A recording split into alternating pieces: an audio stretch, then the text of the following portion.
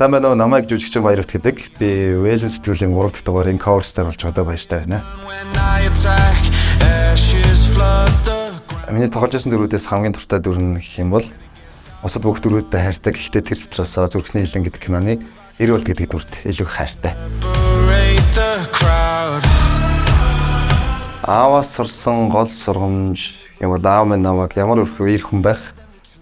Хүн гэдэг нь айл гэр бүлийн аав хүн гэдэг ямар байх талаар маш их сургасан та. Одоо бол миний хамгийн чухал зүйл гэх юм бол нэгдүгээрт гэр бүл, хоёрдугаарт ажил мэргэжил юм да. Чиний ганц зүйлийг өөрчлөх боломж гараад юм байна.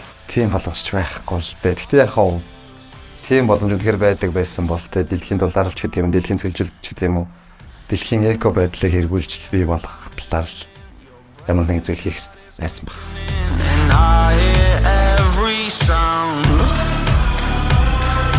What do you see? Do you believe lies are sweeter than the truth?